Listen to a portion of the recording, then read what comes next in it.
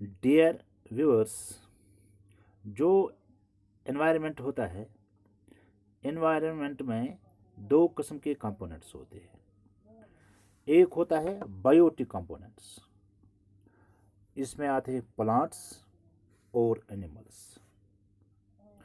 दूसरा होता है एबायोटिक कंपोनेंट या नॉन लिविंग कंपोनेंट्स, जैसे वाटर है, सॉइल है, रॉक्स है। ये दोनों कंपोनेंट्स, लिविंग और नॉन लिविंग कंपोनेंट्स, आपस में इंटरएक्ट करते हैं। जो ये इंटरएक्शन है between living and non living components of environment, इसको हम इकोसिस्टम कहते हैं। आज के सेशन में व्यूअर्स, हम इसी इकोसिस्टम के बारे में लर्न करेंगे। इकोसिस्टम होता क्या है, इसका स्ट्रक्चर कैसा होता है, इसके क्या फंक्शंस होते हैं, इसके कितने टाइप्स होते हैं। This is am Aslam and you are watching your favourite YouTube channel science वाला। व्यूअर्स, जो वर्ड इकोसिस्टम है, ये दो वर्ड्स का बना है। एक है eco means environment, system means interaction. ये तो इसकी लिटरल मीनिंग हो गई। अगर हम इसको ब्रॉडली डिफाइन करेंगे, an ecosystem includes all of the living things, जिसमें आते हैं plants, animals and micro organisms in A given area, interacting with each other and also with their non-living components or environment, जैसे weather, अर्थ, सन, soil, climate, atmosphere. इसको कहते हैं हम ecosystem. Simply it is interaction between living and non living components of environment. ecosystem can be as large as Sahara Desert और as small as puddle। puddle क्या होता है? A puddle is a small accumulation of liquid, usually water, on a surface। जैसे यहाँ पे एक puddle आप देख सकते हैं। इकोसिस्टम के एग्जाम्पल्स बेशुमार है, लिमिटलेस है। An ecosystem does not have to cover a large area. इसके लिए ज़्यादा एरिया कवर करना ज़रूरी नहीं होता है। ये एग्जिस्ट कर सकता है छोटे पॉन्ड में, inside human homes and even the human gut, यहाँ पे भी हो सकता है।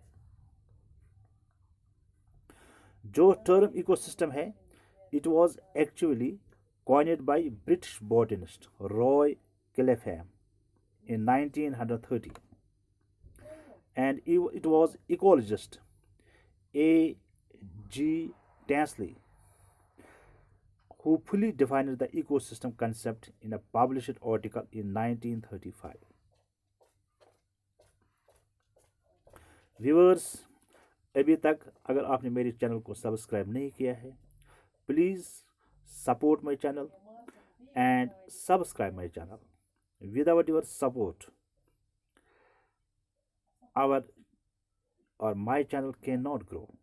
So please subscribe channel and share the video. Now structure of the ecosystem. जो इकोसिस्टम का स्ट्रक्चर है, इसमें दो कंपोनेंट्स आते हैं। एक होता है बायोटिक कंपोनेंट, दूसरा होता है abiotic component.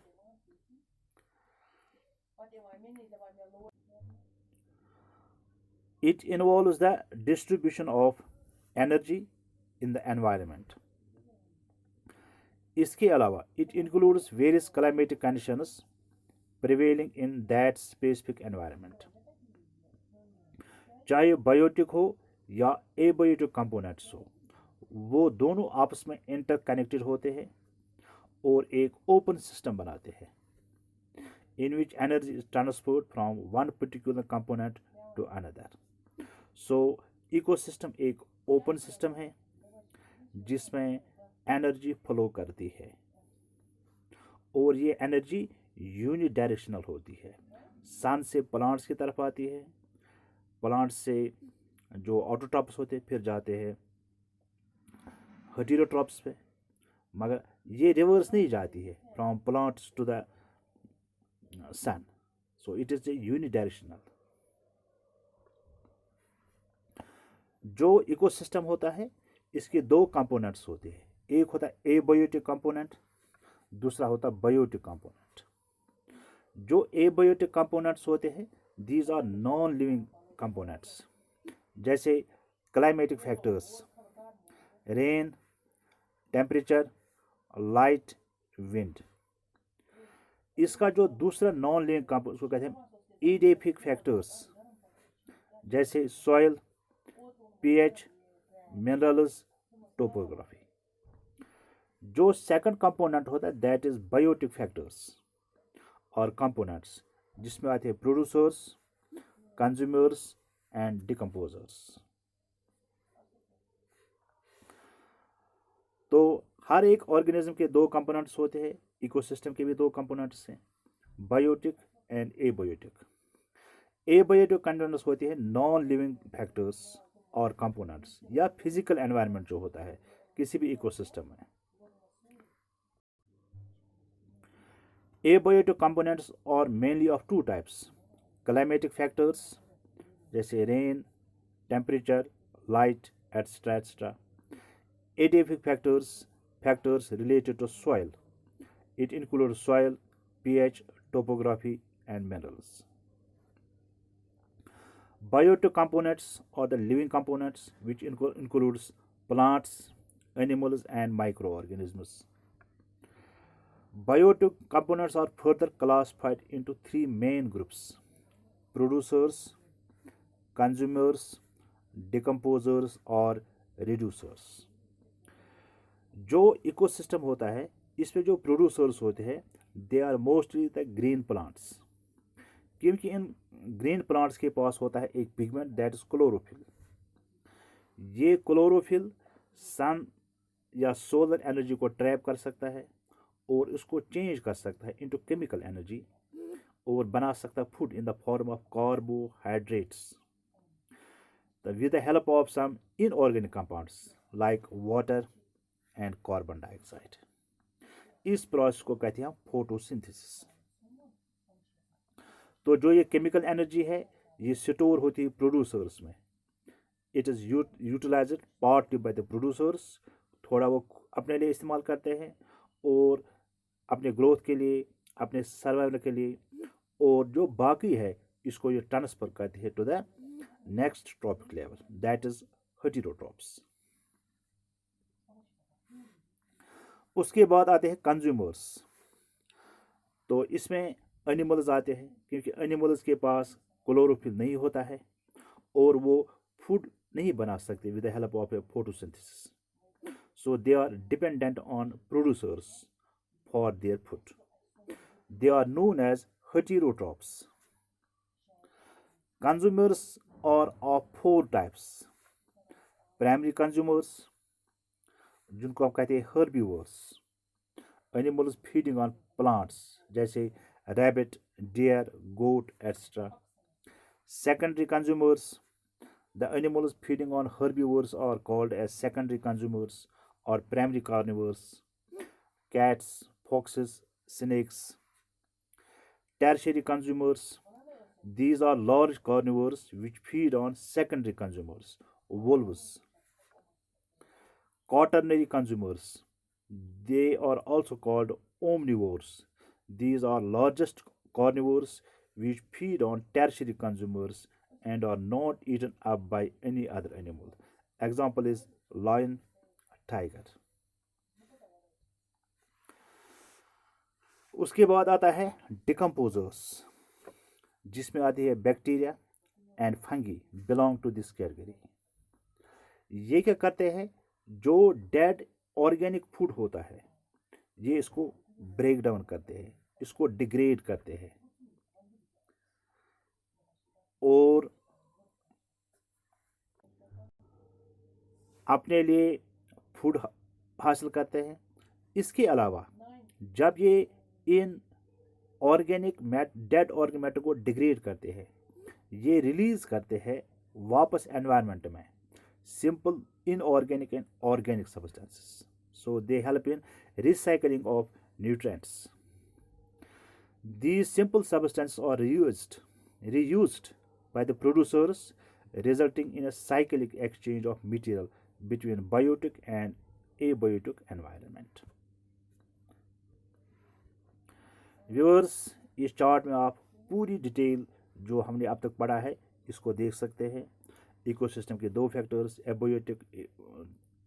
Abiotic and biotic, फिर एबायोटिक के कौन कौन से फैक्टर्स होते हैं, उसके बाद बायोटिक कंपोनेंट्स के, इस पूरे चार्ट में आप देख सकते हैं। ये चार्ट इस पूरे जो हमने पढ़ा है इसको कवर करता है। Now functions of ecosystem. जो इकोसिस्टम है it performs money functions. First of all, it regulates the essential ecological processes. Number two, it supports life system and renders stability. It is also responsible for cycling of nutrients between biotic and abiotic components.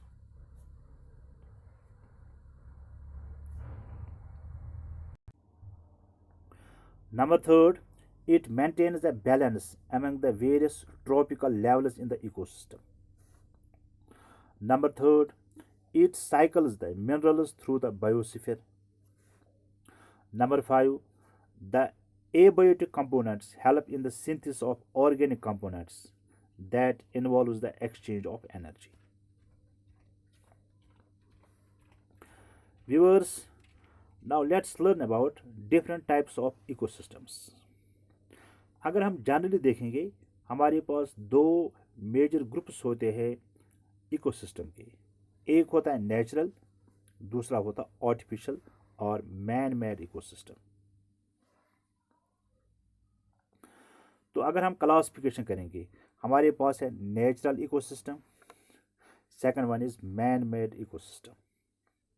जो natural ecosystem है it is further divide into terrestrial ecosystem and aquatic ecosystem. और जो aquatic ecosystem है इसके फिर और दो system types निकलते हैं। एक होता है फ्रेश वाटर इकोसिस्टम और सेकंड होता है मैरीन और इकोसिस्टम। और जो फ्रेश वाटर इकोसिस्टम होता है इसके फर्दर दो टाइप्स निकलते हैं। एक होता है रनिंग वाटर जिसको कहते हैं हम lotic ecosystem, LOTIC, lotic ecosystem. दूसरा होता है स्टैंडिंग वाटर, जैसे पॉन्ड में वाटर ठहरा रहता है उसको कहते हैं lentic ecosystem.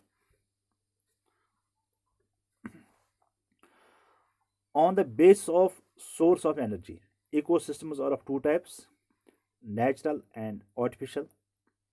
The ecosystems that has developed in natural conditions is called natural ecosystem. इसमें आता है टेरेस्ट्रियल और एक्वेटिक इकोसिस्टम्स। तो जो टेरेस्ट्रियल नेचर इकोसिस्टम है इसमें आते हैं forests, grassland, ponds, rivers, deserts, mountains, etc. etc. Now, what is terrestrial ecosystem? A terrestrial ecosystem is an ecosystem found only on landforms. 6 primary terrestrial ecosystems exist are tundra, taiga, temperate deciduous forests, tropical rainforests, grassland, and deserts. These are all terrestrial ecosystems because they are found or situated on the land. Second one is aquatic ecosystems. An aquatic ecosystem is an ecosystem located in a body of water.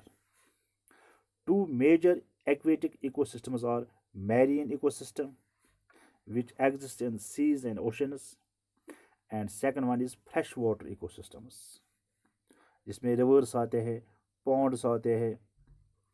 Now second type is artificial और man made ecosystems. Man made and developed ecosystems is called artificial ecosystem. इसमें आएंगे park बनाई, वो हो गया man made या artificial ecosystem. Kitchen, gardens, zoos, aquariums. These are all examples of man-made or artificial ecosystems. इसी तरह जो टेरेस्ट्रियल आर्टिफिशियल इकोसिस्टम है, इसमें हमारे पास बहुत सारे एग्जांपल्स है. तो मैं आपको सिर्फ इनके नाम बोलूँगा. जैसे ग्रीन हाउस हमारे पास एक इकोसिस्टम बनता है, आर्टिफिशियल है, टेरेस्ट्रियल लैंड पे होता है. एग्रीकल्चर क्रॉप फील्ड है, गार्डन है, पार्क्स है, जूज है. इसी तरह हमारे पास है टेराराइम्स, also called glass gardens, warden case or vivarium enclosure with glass sides. इसी तरह हमारे पास एक्वेटिक आर्टिफिशियल इकोसिस्टम है, जैसे fish farms, aquarium, dams, hydroponics, artificial pond in connection with waste treatment plant, artificial wetlands or constructed wetlands. These are all artificial aquatic ecosystems. Viewers, इस chart में आप पूरी देख सकते हैं इकोसिस्टम. इसके दो मेन टाइप्स होते हैं, नेचुरल एंड आर्टिफिशियल इकोसिस्टम. फिर नेचुरल इकोसिस्टम के होते हैं दो, terrestrial ecosystem and aquatic ecosystem. तो इस चार्ट में आप पूरी तरह से समझ सकते हैं, और ये पूरे कवर करता है इस जो हमने अब तक पढ़ा है. जो इकोसिस्टम है ना, इनको हम बहुत तरीके से या बहुत सारे बेसिस पे क्लास पे कर सकते हैं. जैसे types of ecosystem. On the base of source of energy, हमारे पास दो किस्म के इकोसिस्टम होते हैं, natural ecosystem and man made ecosystem और आर्टिफिशियल इकोसिस्टम. इसी तरह on the base of habitat, land ecosystem and aquatic ecosystem. On the base of utility, agricultural ecosystem and non agricultural ecosystem. फिर इसके भी डिफरेंट टाइप्स निकलते हैं. Marine ecosystem,